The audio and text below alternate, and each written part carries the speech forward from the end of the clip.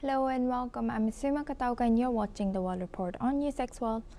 Let's start from Iran and Israel.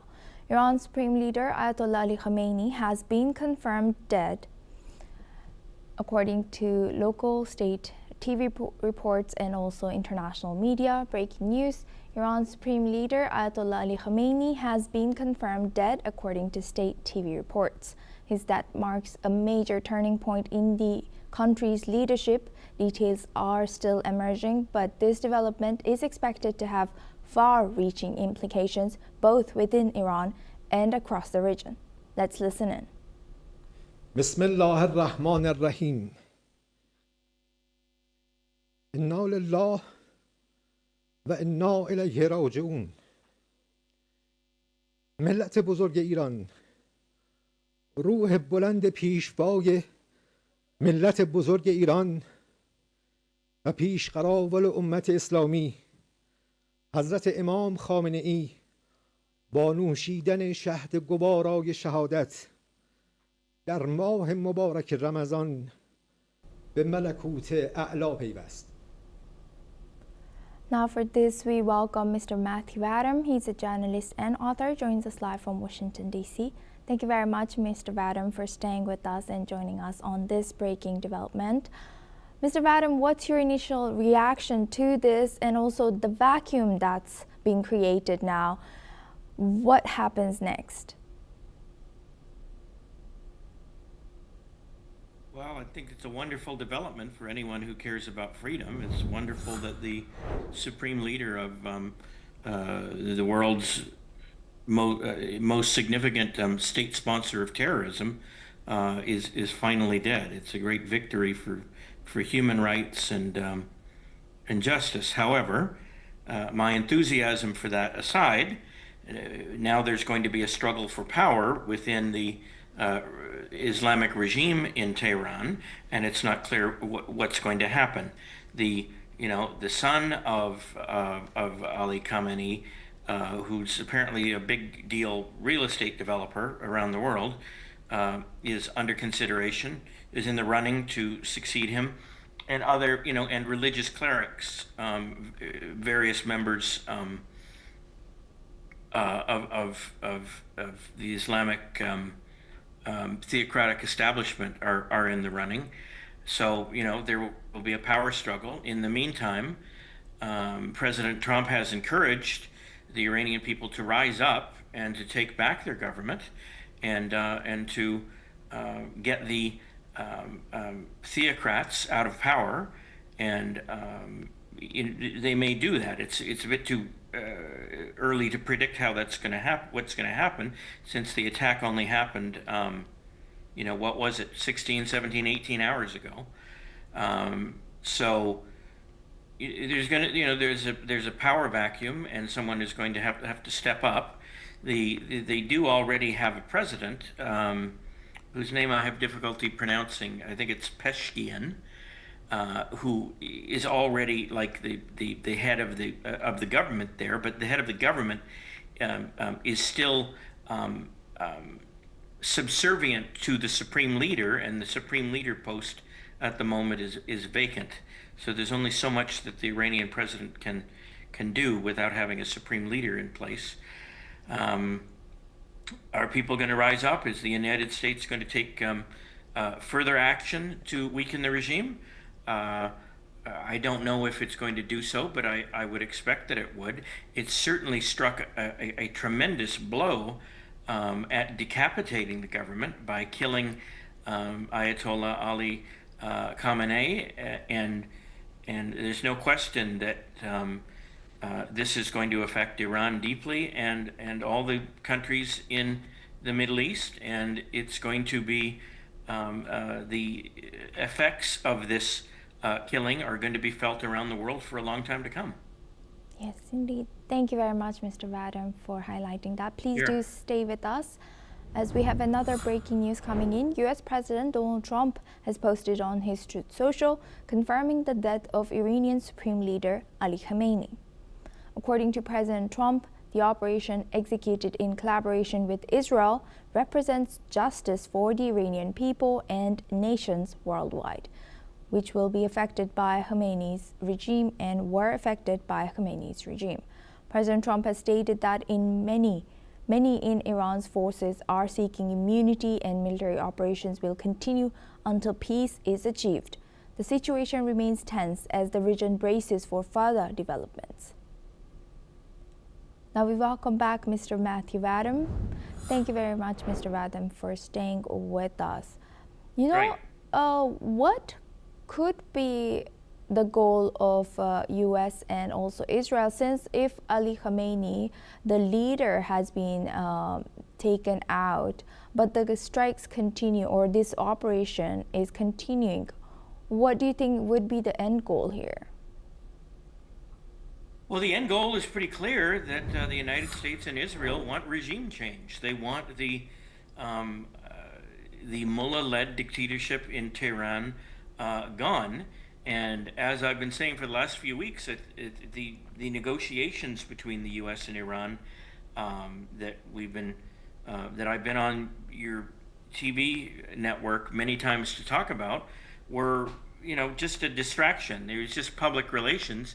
It was just apparently just the Trump administration and perhaps the Netanyahu administration government stalling until they were ready to launch an attack. There was never really any question in my mind that the talks were ever going to succeed. The two sides were far apart. The United States insisted that Iran give up its uranium enrichment and nuclear weapons program, and Iran steadfastly refused to do so because it viewed those things as essential to its future.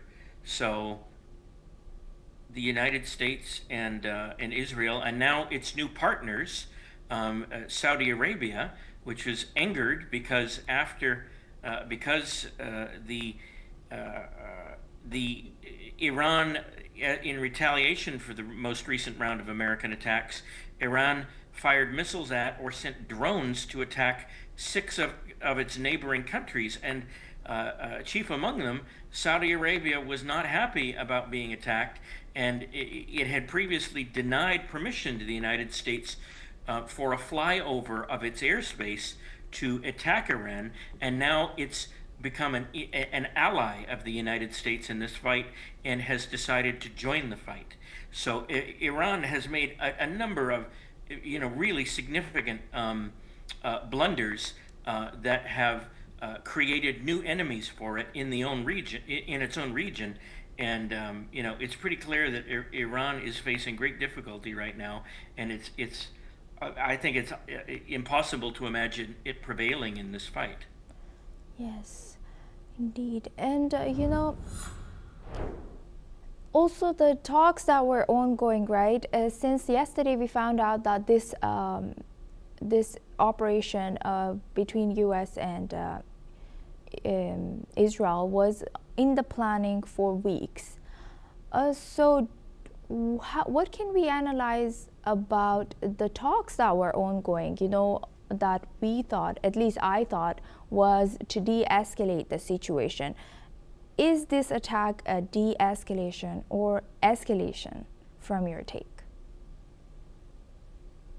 Well, it's obviously an escalation because there weren't attacks before.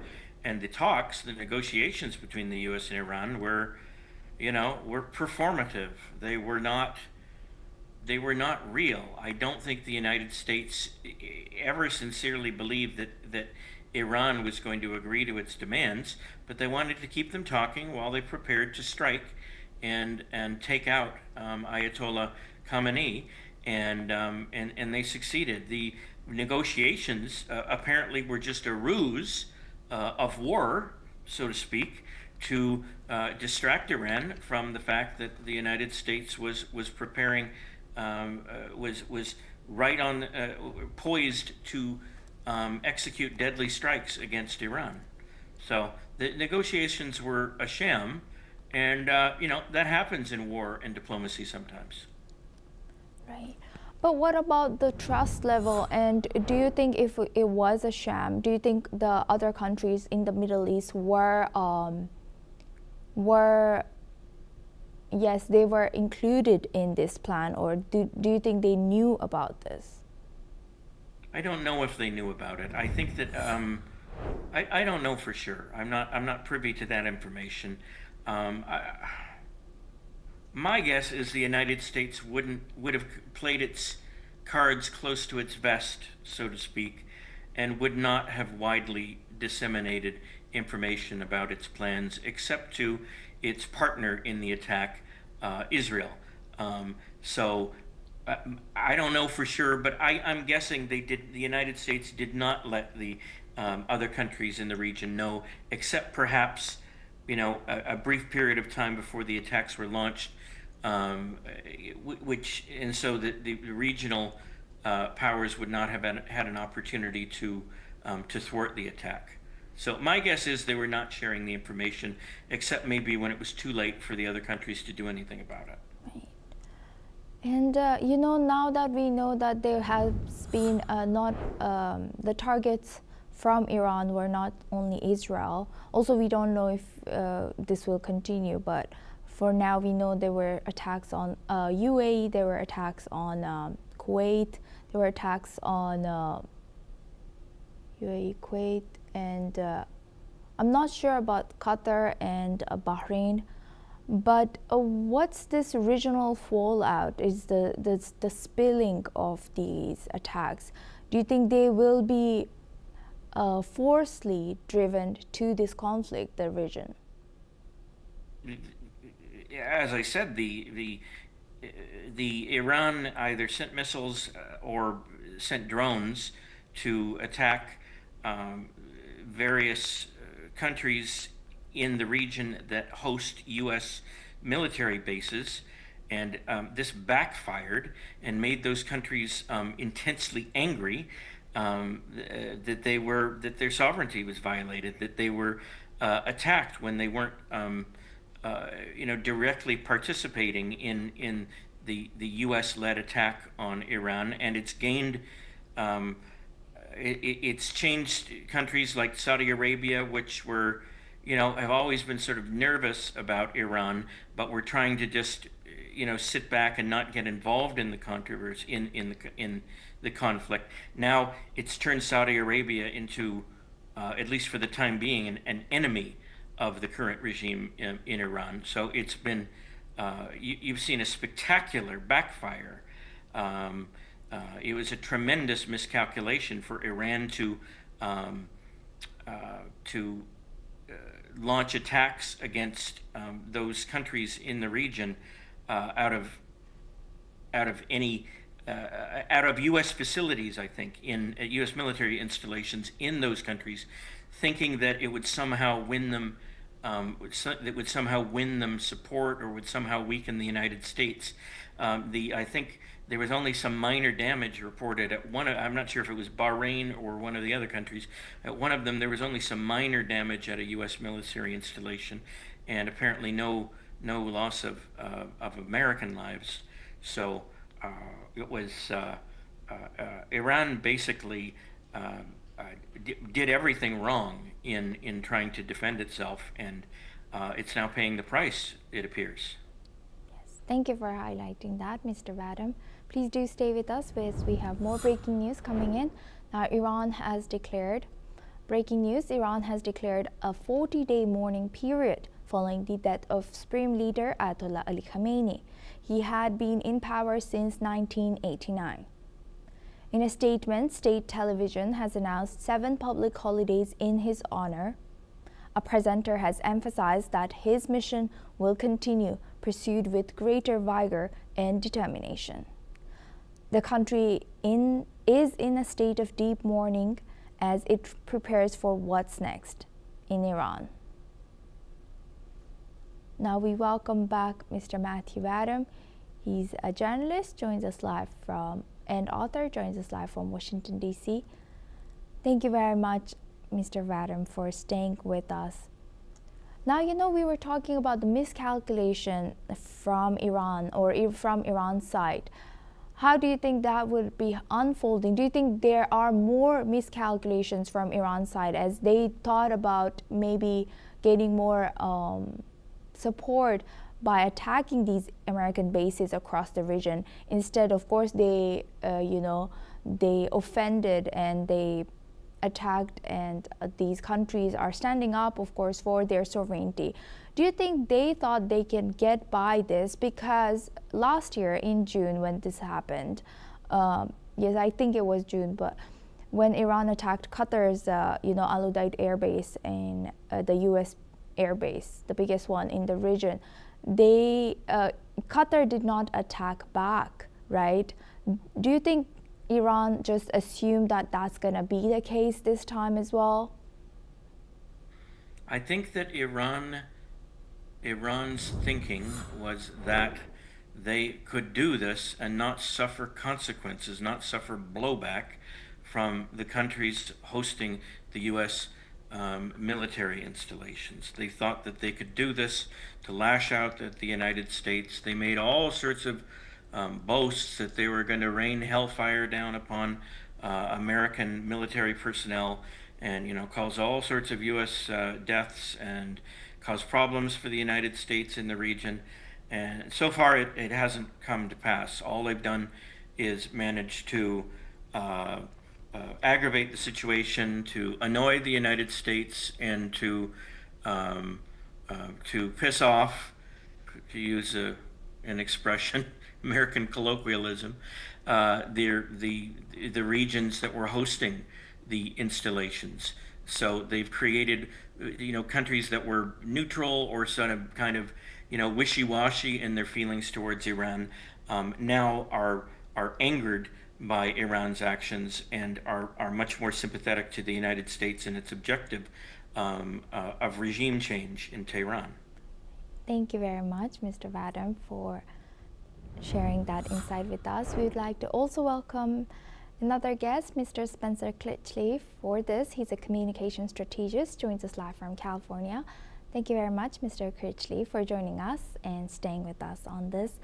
Now, the breaking news that has been coming in since yesterday, what was your initial reaction? And now now that Ali Khamenei has been taken down by states, but the attacks continue. What's the goal of U.S. then? Well, my reaction was one of very deep concern, and it's because it's not at all clear what the goal is of the Trump administration here. Congress is scrambling to catch up. Apparently, briefings will begin tomorrow, whereas, of course, consultation with Congress should have happened well in advance of this, and since Trump himself is describing it as a war, only Congress, as representatives of the people of the United States, can authorize such a thing. Mixed into this is no sympathy whatsoever for the Iranian regime or indeed the supreme leader who's apparently been killed, because this, of course, is a viciously repressive theocratic dictatorship which has killed and tortured untold numbers of its own people while spreading terrorism around the world. So no sympathy there.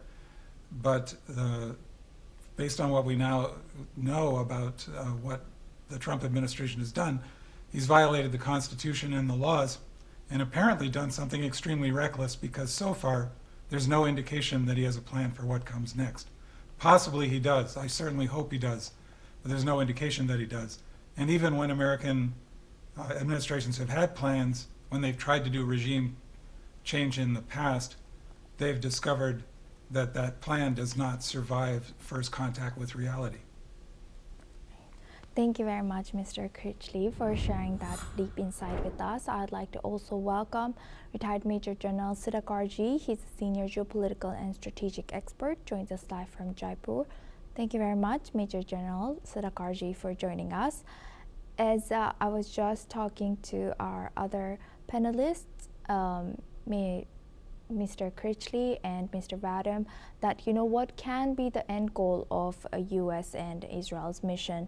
And also, do you think that this conflict is already spilled out in the region to other countries like Qatar, Bahrain, UAE, and Iraq now?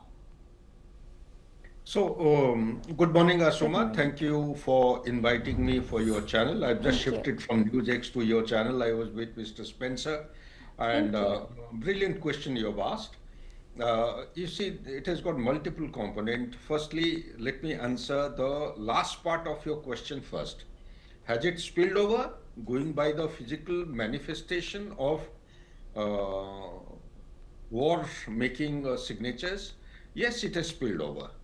Now, did it target the countries, the neighborhood? No, it did not target the countries. It targeted the American assets. Were the American assets present when the missiles hit?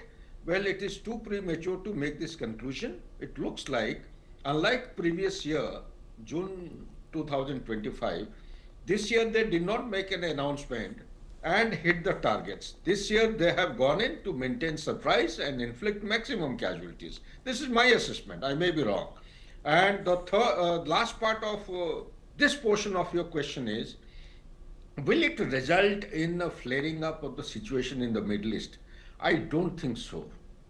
I don't think so, because in the heart of the problem, while I like Mr. Spencer, nobody likes terrorism, nobody liked this regime, but the way it has been done, you were there in the middle of a negotiation, unfinished agenda of second round talk, and people are hopeful and optimistic that you will be coming to some kind of a tangible conclusion. Okay, so that means negotiation, process of negotiation in 21st century has been junked. There is no relevance. There is no need to have peacemakers. This Ukraine and other process of peace, board of peace and other things, these are all rhetorics. There is going to be, as it is, the lack of trust is at the peak. It is further going to compound. So therefore, what next? What is the goal? This is, I am coming to the central point of your question. What is the goal of Donald Trump and Netanyahu for this? Now the goal I'll explain in couple of points. Now, first and foremost thing is, in 1997 or 96, there was a top secret document, bipartisan document in USA called as Clean Break. Mr. Spencer would be aware of it, and so has Professor Matthew.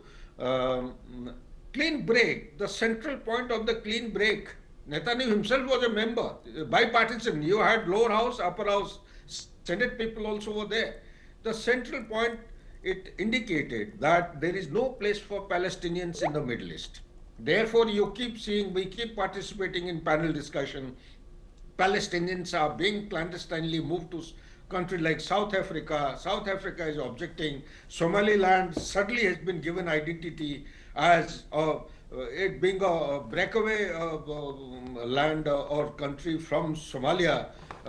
Israel has given identity. European countries are objecting to it. Likewise, you will find the Gaza is going to be turned into, kind of a Rivera. So the Middle East is going to witness some kind of a systematic, incremental change of the signature of a greater Israel or greater Abraham Accord, slowly expanding in shape, size, contour, and sphere of dominance.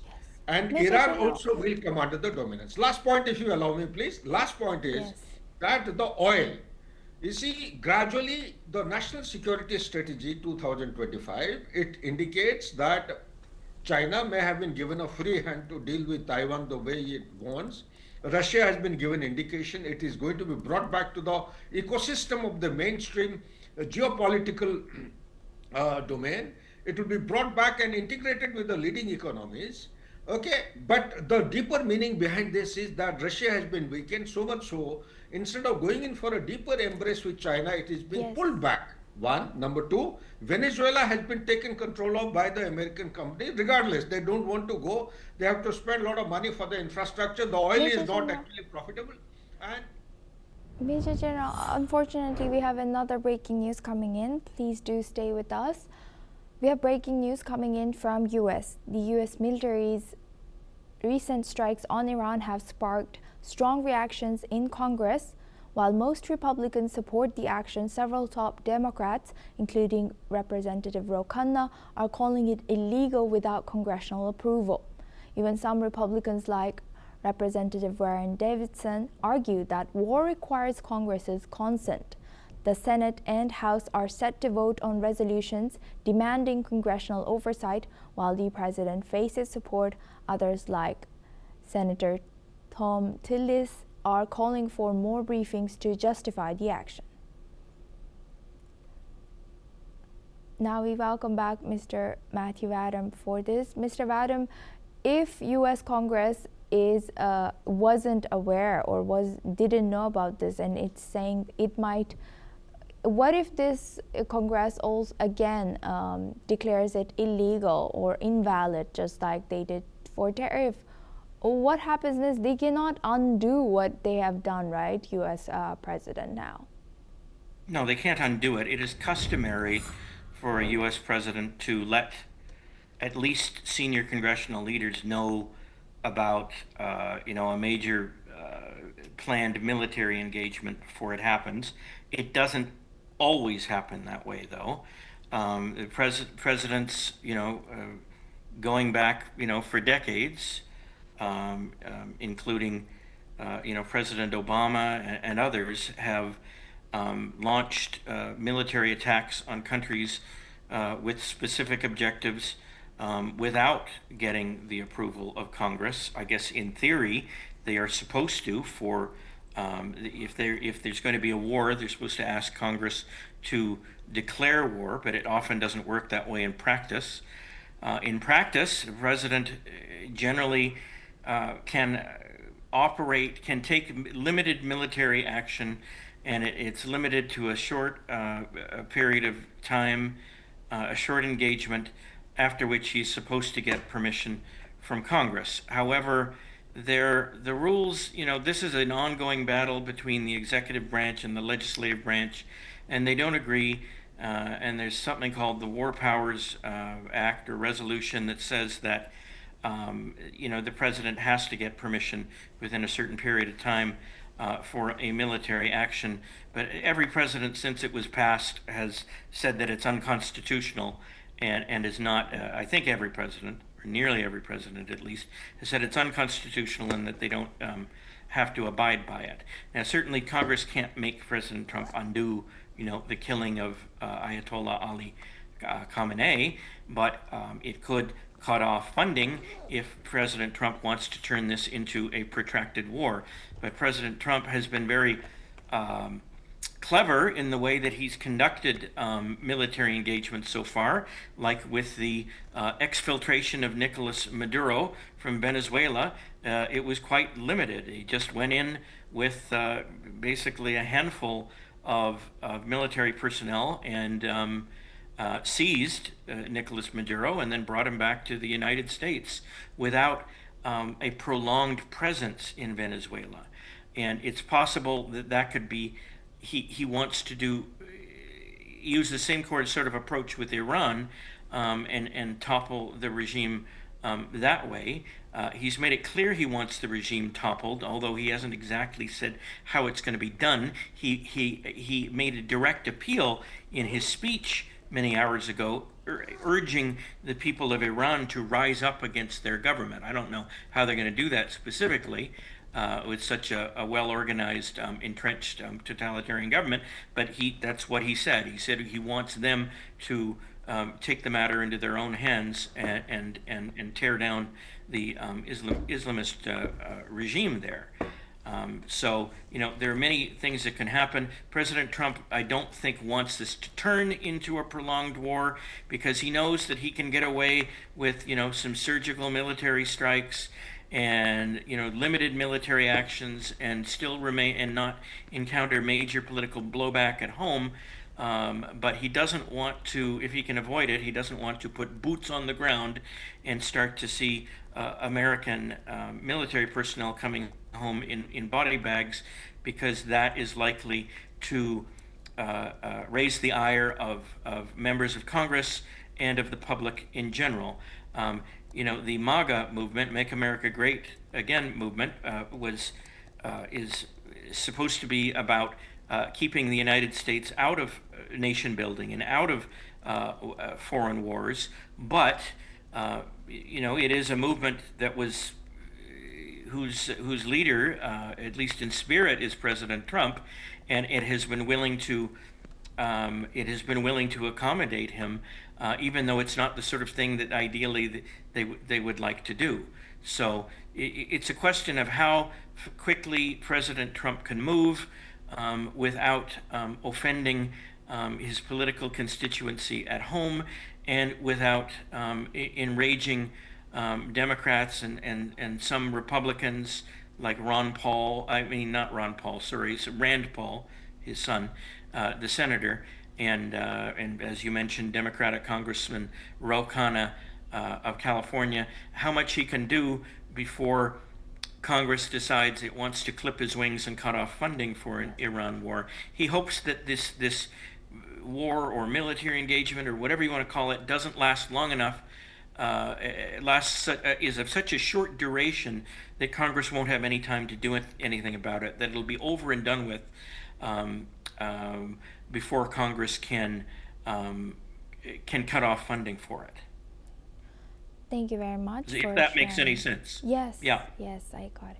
Thank you very much, Mr. Vadam, for sharing that. We have another breaking news coming in from Iran. Iranian